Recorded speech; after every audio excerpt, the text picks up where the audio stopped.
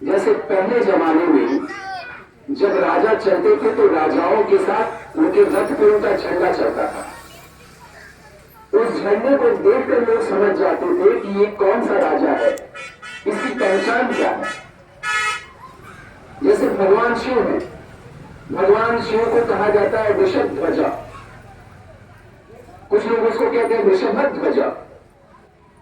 यानी जब भगवान शिव चलते हैं तो भगवान शिव के साथ जो झंडा चलता है उस पर एक बैल बना हुआ है,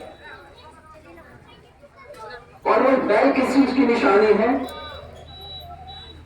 श्रीमद् भागवत महापुराण में कहते हैं कि धर्म के 4 पैर हैं। भगवान शिव का जो बैल है वह धर्म का प्रतीक है। इसलिए जहां भगवान शिव रहेंगे वहां पर धर्म की बात होगी। इसलिए श्री रामचरितमानस में आप देखेंगे भगवान शिव हर जगह भगवान राम के बारे में बता रहे हैं, धर्म के बारे में बता रहे हैं। उमा कहो निज अनुभव अपना, सत हरि भजन जगत सब सपना। हे पार्वती, मैं तुम्हें एकदम सत्य अपना अनुभव बता रहा हूं। इस संसार में एकमात्र सच केवल भगवान का भजन है। इसके अलावा जो कुछ कर रहे हो वो सपने की तरह, जैसे सपना टूटता है सब खत्म, वैसे ही हम भजन के अलावा, सेवा के अलावा जो कुछ कर रहे हैं वो सब खत्म। भगवान विष्णु को कहा जाता है गरुड़ ध्वज।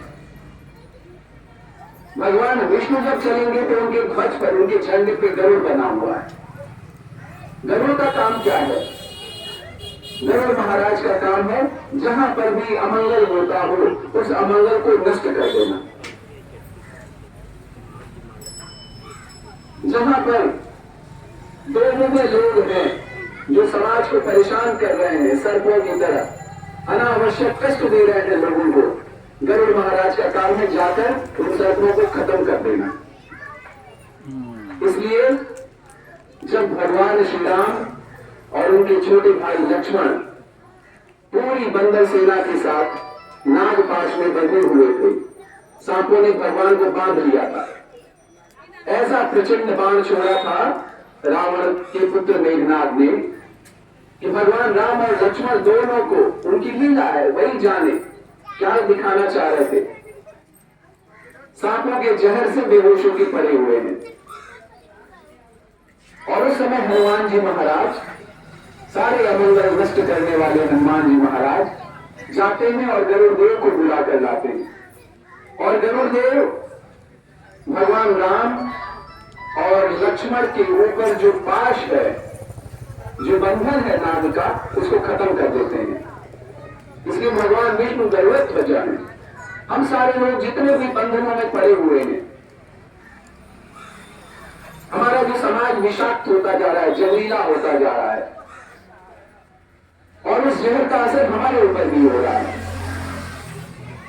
भगवान विष्णु का जो झंडा है उसमें बैठे गरुड़ देव इस जहर का असर हमारे ऊपर नहीं करेंगे।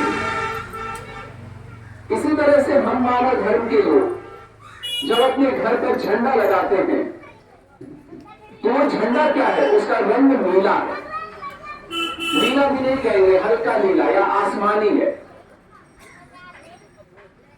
मानव धर्म का वो झंडा आसमानी है। क्यों?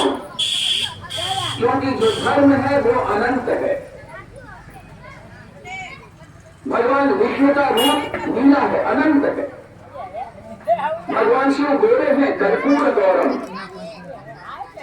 लेकिन इसके बाद भी भगवान शिव भभूत लपेट कर सांवले नीले हो जाते हैं। क्यों? क्योंकि धर्म का रूप अनंत है। भजन की शाखाएं अनंत हैं। आप नहीं कह सकते हो कि यही गुरु सबसे बड़े हैं। आप नहीं कह सकते हो कि ये भगवान सबसे बड़े हैं। आप नहीं कह सकते कि यही धर्म, यही आश्रम सबसे बड़ा है, क्योंकि भगवान तक जाने के अनंत रास्ते हैं। हर गुरु अपने आप में पूर्ण है, हर देवी, हर देवता अपने आप में पूर्ण है। इसलिए जो मानव धर्म का झंडे का रंग है वो रंग है आसमानी। जैसे ये आसमान अनंत है वैसे ही ये धर्म अनंत है। इसमें कोई भी आ सकता है, किसी जाति का व्यक्ति आ सकता है, किसी धर्म का व्यक्ति आ सकता है, कोई औरत आ सकती है, बच्चा आ सकता है, बूढ़ा आ सकता है, किन्नर आ सकता है, किसी देश का आदमी आ सकता है। ऐसा नहीं है कि मानव धर्म केवल हिंदुओं का है या मुसलमानों का है या इस जाति का है या उस जाति का है। यह इसीलिए इस झंडे का रंग रखा गया अनंत, अनंत का रंग।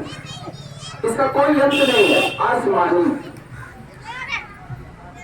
और मानव धर्म के झंडे में बीच में एक पीले रंग का गोला बना हुआ है, वृत्त बना हुआ है।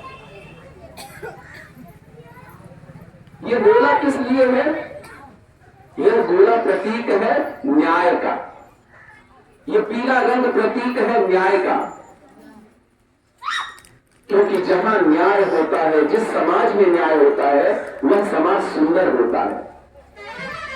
इसलिए आप देखेंगे भगवान श्री कृष्ण पीतांबर पहनते हैं, भगवान श्री राम पीतांबर पहनते हैं। पीला रंग सुंदरता का प्रतीक है, उनसे सुंदर कुछ है ही नहीं। और इस समाज के लिए सुंदर क्या है? इस समाज के लिए सुंदर है न्याय। जिस समाज में न्याय की व्यवस्था हो वह समाज सुंदर हो जाता है, रहने लायक हो जाता है। और जहां न्याय नहीं रहता वहां लोग भागना शुरू करते हैं, वह स्थान छोड़कर भागना शुरू करते हैं। तो हमारे मानव धर्म के झंडे में ये पीला रंग और गोला न्याय व्यवस्था का प्रतीक है। और जिसके भी घर पर ये मानव धर्म का झंडा लगा हुआ है, जिस स्थान पर ये मानव धर्म का झंडा लगा हुआ है, उस पूरे स्थान में, उस पूरे गांव में कोई भी अगर परेशान है, अन्याय से परेशान है, शोषण से परेशान है, गरीबी से परेशान है, भूखमरी से परेशान है, दवा के पैसे न होने से परेशान है, तो वह आदमी या औरत कोई भी जिसने भी वो झंडा लगा रखा है उसके घर पर जाकर कह सकता है कि मुझे भूख लगी है। ये झंडा लगाना जिम्मेदारी है। ये झंडा यूं ही नहीं लग गया कि हाँ ये झंडा लगा दिया तो हमारा अमंगल खत्म हो जाएगा। आपका अमंगल तो खत्म होगा, लेकिन आपकी जिम्मेदारी है ये झंडा लगाने के साथ कि आप पूरे समाज का अमंगल खत्म करो।